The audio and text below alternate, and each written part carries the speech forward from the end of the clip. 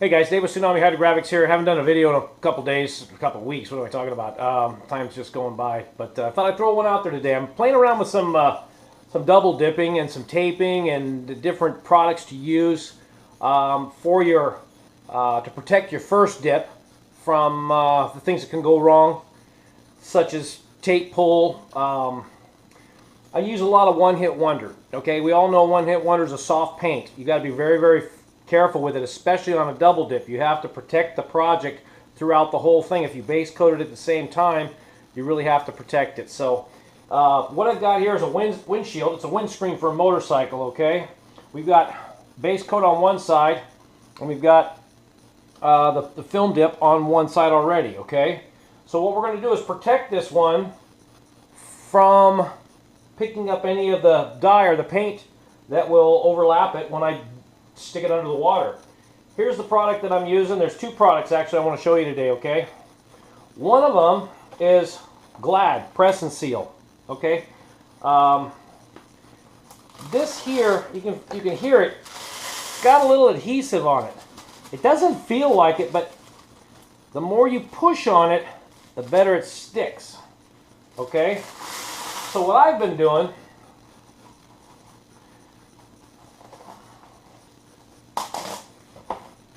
is I would lay a sheet like this over my what area that I want to protect.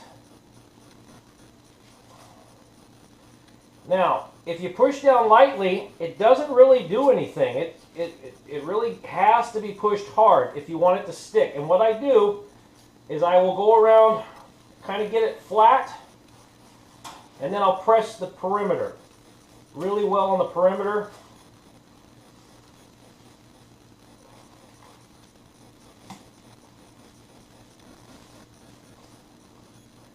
Give it a nice push. You'll see it. It'll smooth down to where, well, maybe I can show you on the camera here where I pressed and where I haven't. And you can just go around the whole thing like this.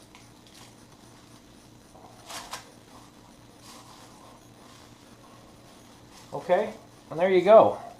All right, you can see how it is tight right here and it's loose in here. Okay, so now we just grab a razor knife. Do this with an X-Acto or whatever you want to use.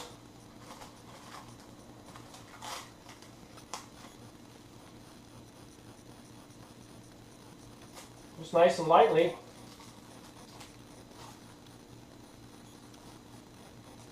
I don't want anything hanging over it to get on the front accidentally, so I'm going to go down nice and close to the edge.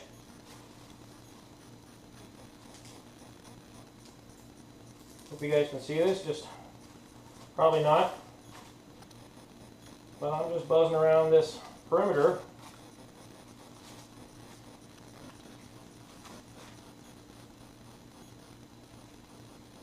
And of course it gets stuck on the last part of it. There we go. Okay. So there you go. You've got it all trimmed just like that. So how much time did you just save? Pretty good amount of time. Now what I'll do on this here, these are my actual handles for this, okay? I'll cut a little slit in these holes here, the mounting holes, and I'll put one of these in through with a little nut on the back of it, and that'll be my actual handle for dropping it in the water. And it's been sitting on there for actually 2 days. I really wanted to check and see if anything would pull off of it after a little while. I've tested it with 15-20 minutes and no problems whatsoever. It does not pull any paint off. Much better than a tape application that you might have too much adhesive on it. So let's dip this here and see how we do with a couple. It's been 2 days, full 2 days with this stuff on it, and around the perimeter is where we're going to check to make sure we're good, okay?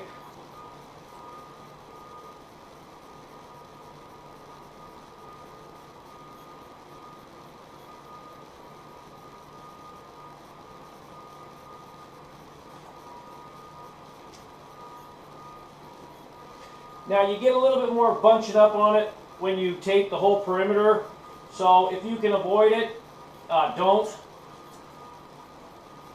You hit it real quick though, it comes right apart. I've been doing some experimenting too, and I'll show you what I got over here, guys.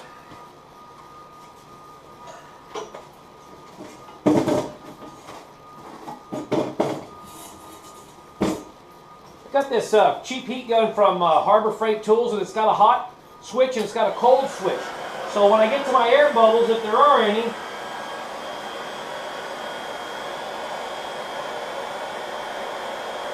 I just blow them out of there. It actually works pretty good. I don't have any bubbles right now that I can see, so I'm okay.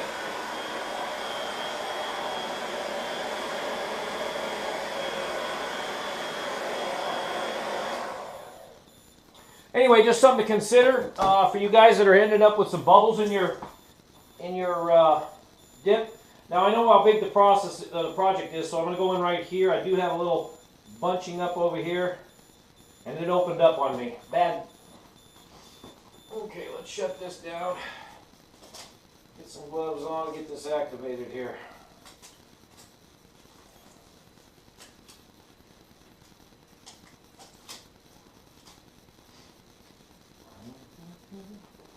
I'm going to turn my fan on, suck this. Oh, wait.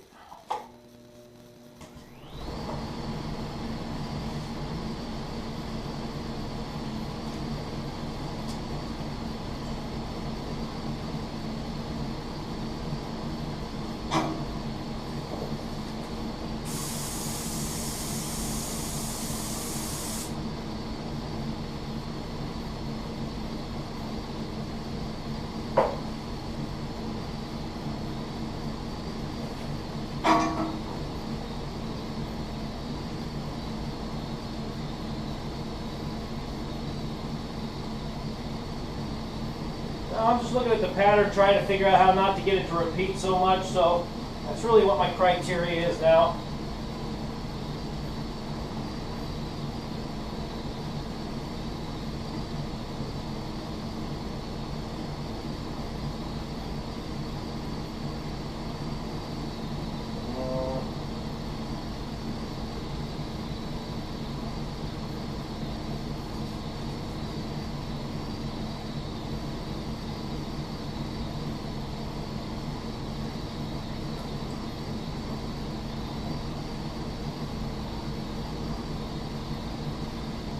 Couple little holes in it. Not quite sure why. It might be a little underactivated. I can't touch those up.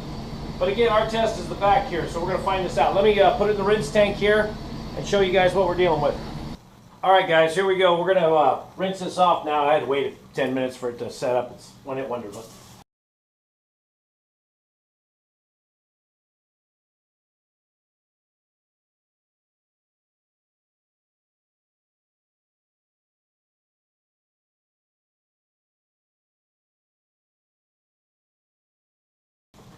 Okay. You're not going to see, but I missed a couple spots. But I'll touch those up. This is what we're checking here. So what I've got to do is get a grip of this stuff here. Easier said than done.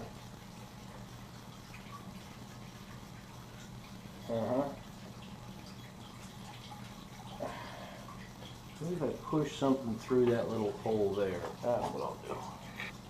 Okay, so what I'm going to do is go through this hole here. There we go.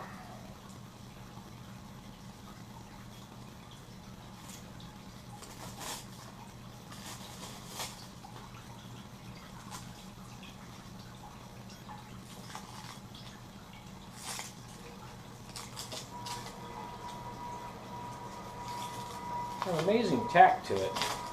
For not really, when you put it on, you don't think it's got that much tack to it. But it's just enough. I'm going to pull this out and this one out. Okay, I'm going to inspect.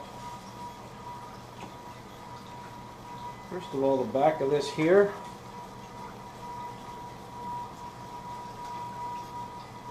If there's any paint off of there, it's very small. I do see a little bit right here, and I think that might be the adhesive. I'm not sure. Yeah, it's the adhesive, it looks like. Everything else looks really good all the way around the whole thing, guys. Now let me check the plastic and see if we had any transfer.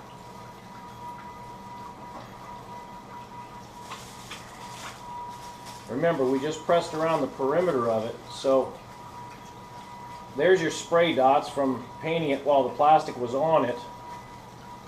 And it does have, that might just be overspray.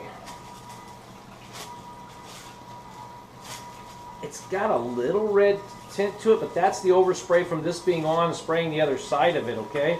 So you've got a little bit of an overspray. Let me show you here. A little bit of an overspray on the edges where I oversprayed that, but in the whole field and everywhere else, we're good. This red down here was from the hole, and when I was spraying it, it actually was blowing through the hole and getting inside there because it wasn't tight in the middle of it, just around the perimeter. So again, guys, here you, okay. So again, guys, here you go. This is the back side of it. I don't see any problem with this stuff whatsoever, okay? It's got nothing that would resemble a tape pulling all the film up. You could use it on your carbon fiber with no problems. As you can see, I still have a good project there.